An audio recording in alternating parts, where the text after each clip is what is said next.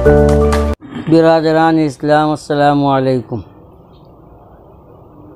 عموماً نماز عید الاضحیٰ اپنی نمازوں کی طرح ہی ہے، مگر کچھ ترکیب اور طریقہ کار بدلا ہوا ہے جو عوام الناس سے غفلت کے سبب دور رہتا ہے، اور خصوصاً عوام اس طرف توجہ بھی نہیں کرتی۔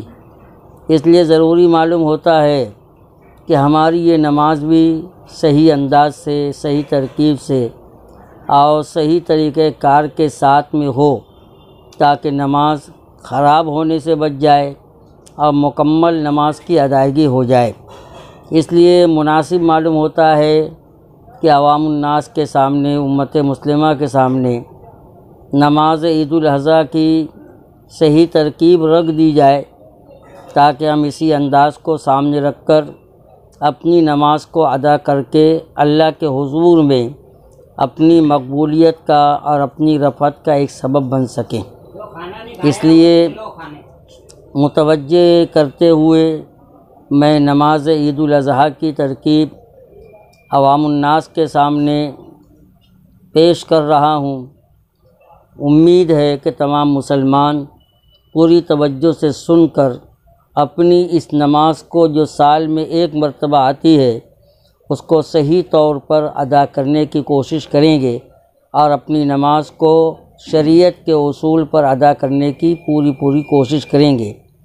غور سے سنیے، نماز عید الاضحیٰ کی نیت ہمیں اس طرح کرنی ہے۔ اس وقت جو ہے میں اپنے مسلمان بھائیوں کے سامنے نماز عید الاضحیٰ کی ترکیب پیش کرتے ہوئے اپنا تعارف بھی پیش کر رہا ہوں کہ میں حافظ عبداللطیف کے نام سے جانا جاتا ہوں، اور اس وقت مدرسہ اسلامیہ میں خدمت تدریس کے ساتھ منسلک ہوں۔ عموماً عوام کے سامنے کیونکہ دین کی باتیں بہت کم انداز سے گزرتی ہیں، اس لیے عوام الناس کے فائدے کے لیے، اور حقیقت تو یہ ہے کہ میری اپنی یاد دہانی کو تیز کرنے کے لیے میں طریقۂ نماز کو پیش کر رہا ہوں۔ مجھے امید ہے کہ مسلمان اس ترکیب کو غور سے سنیں گے اور اسی کے مطابق اپنی نماز کو ادا کریں گے۔ غور سے سنیے، نماز عید الاضحیٰ کی ترکیب اس طرح کی جائے گی کہ نیت کرتا ہوں میں 2 رکعت نماز عید الاضحیٰ ادا کرنے کی، واجب 6 زائد تکبیروں کے ساتھ۔ اس کے بعد امام جو ہے اللہ اکبر کہے گا۔ ہم یہاں پر غور کریں کہ امام جب پہلی تکبیر کہے گا تو یہ تکبیر تحریمہ کہلاتی ہے، اور یہ نماز کے اندر جو ہے فرض کا درجہ رکھتی ہے۔ عام طور پر مسلمان جو جانکاری نہیں رکھتے، وہ پہلی ہی تکبیر کے ساتھ اپنے ہاتھوں کو کانوں تک اٹھاتے ہیں اور بجائے باندھنے کے چھوڑ دیتے ہیں۔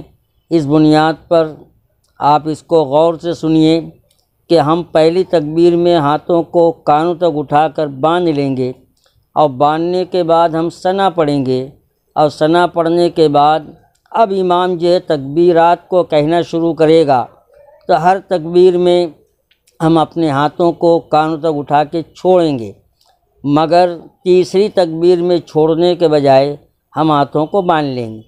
اس کے بعد امام سورہ فاتحہ کو پڑھے گا، کسی سورت کی یا کسی رکوع کی تلاوت کرے گا، پھر حسب معمول جو ہے رکوع ہوگا، دونوں سجدے ہوں گے، پھر ہم دوسری رکعت کے لیے کھڑے ہوں گے۔ دوسری رکعت کے لیے کھڑے ہونے کے ساتھ ہم امام کے پیچھے خاموشی کے ساتھ نیت باندھے کھڑے رہیں گے۔ امام سورہ فاتحہ پڑھے گا، پھر کسی سورت یا کسی رکوع کی تلاوت کرے گا، اس کے بعد مسلسل 4 تکبیریں ہوں گی۔ ہم اس کو دھیان سے سنیں، 4 تکبیریں ہوں گی۔ 3 تکبیروں میں ہاتھوں کو کانوں تک اٹھا کر چھوڑ دینا ہے، اور چوتھی تکبیر رکوع کی ہوگی۔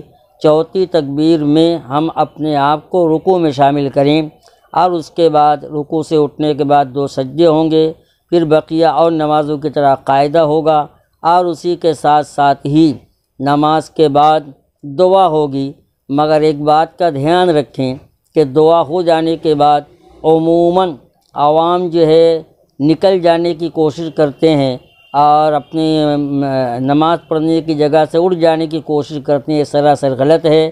جس طرح نماز عید الاضحیٰ کی ادائیگی واجب ہے، اسی طرح نماز کے بعد 2 خطبوں کا سننا بھی واجب ہے۔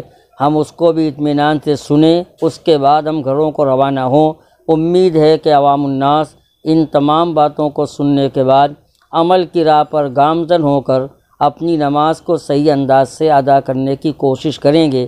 وآخر دعوانا ان الحمد للہ۔